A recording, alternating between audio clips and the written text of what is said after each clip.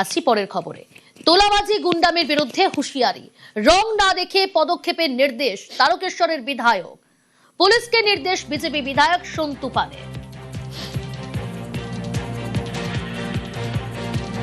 টিএমসির প্রাক্তন কাউন্সিলরের অফিসে ভাঙচুরের অভিযোগ, বিজেপি কর্মীদের বিরুদ্ধে অভিযোগ প্রাক্তন কাউন্সিলরের।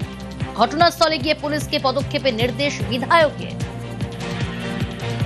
একটাই আপনাদের উল্টি করেছেন, মানে একটাই রং ক্রিমিনাল ভার্সেস পুলিশ।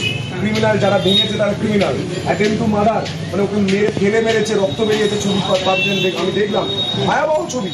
এত বড় শ্রাবণী মেলা চলছে, সেখানে এসে একজন ব্যবসাদারকে টাকা চাইবে, টাকা না দিলে ফেলে মারবে। ওনার দোষ থাকতে পারে, গুণ থাকতে পারে, আপনাদের দ্বারস্থ হওয়ার কথা ছিল, আপনাদের কাছে কমপ্লেন করেন।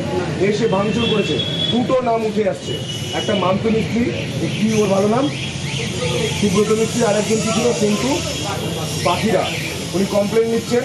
আমি সত্যি কথা বলছি, আমি আইনের কাছে আইনের ভরসা রেখে বলছি, আপনি 4 ঘন্টা থেকে 5 ঘন্টার মধ্যে ইনভেস্টিগেশন কমপ্লিট করে যারা দোষী অ্যারেস্ট করুন। কোনো রং দেখবেন না, কারোর চাপে আসবেন না। আমি প্রকাশ্যে ক্যামেরার সামনে বলছি, সিএম স্যার এটা চান না, রাজ্যের মুখ্যমন্ত্রী এটা চান না, আমাদের দলের প্রেসিডেন্ট তিনি এটা চান না। তিনি বারবার বলেন এই গুন্ডামি চলবে না। আমি লিখতে গিয়ে জানতে পারলাম এই মান্তু যার নাম উঠে যাচ্ছে, তিনি নাকি কোনো এককালে বিজেপি করেছেন। আমি ওসব দেখতে চাই না। যারা ভেঙেছে অ্যারেস্ট করুন, কোর্ট বিচার করবে। কি করেছেন? আমি যাচ্ছি, উনি কাঁদছেন, চোখে জল পড়ছে। একজন ব্যবসাদার ব্যবসা করতে পারবে না তারকেশ্বরে, কি করে হয়? অ্যারেস্ট করুন, দয়া করে করুন।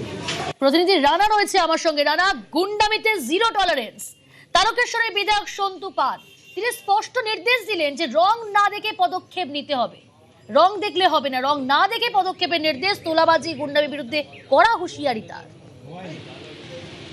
একদমই তাই প্রিয়াঙ্কা, দেখো যেটা কিন্তু আজকে হাতে নাতে যে প্রমাণ হলো যে রাজ্য সরকার যে জিরো টলারেন্স যে হচ্ছে নীতি গ্রহণ করেছে, যেখানে মুখ্যমন্ত্রী বারবার বলেছে যে কোনো রং দেখে না দেখে কোনো মস্তানি তোলাবাজির বিরুদ্ধে কিন্তু সরব হতে হবে, থানায় অভিযোগ দায়ের করতে হবে।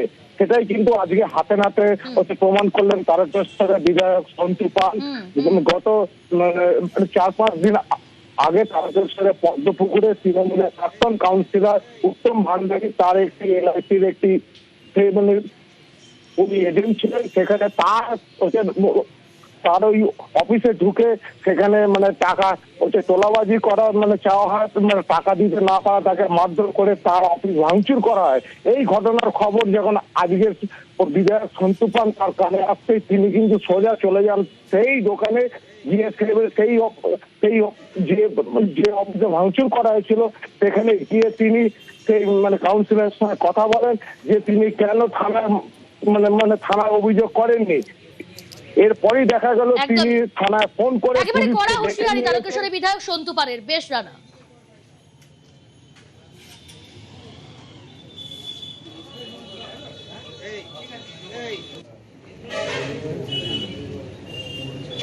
এটা কি আশ্চর্য? এই যে মান্তু মিস্ত্রির নাম নেওয়া হচ্ছে, ওই ছেলেটাকে আমি মাঝে মাঝে দেখেছি, এসে ভাঙচুর করবে, মাকে গালাগাল দেবে এই ব্যবসাদের মা। উনি তৃণমূল করুক, সিপিএম করুক, কংগ্রেস করুক, আমার দেখার দরকার নেই। উনি তারকেশ্বরের বিজনেসম্যান, ওনাকে টাকা চাইবে, টাকা না দিলে দোকান ভাঙচুর করবে। এটা কোন সংস্কৃতি? এই সংস্কৃতির জন্য বিজেপি সরকার আসেনি। আমি সমস্ত ব্যবসাদারদের কাছে বলছি, কাউকে টাকা দেবেন না। আমি পুলিশকে বলেছি, অভিযোগ পেয়েছেন অ্যারেস্ট করুন, কাউকে দেখবেন না। ভেবেছে তৃণমূল যা করেছে, সিপিএম যা করেছে, কংগ্রেস যা করেছে, এই সংস্কৃতি চলবে না।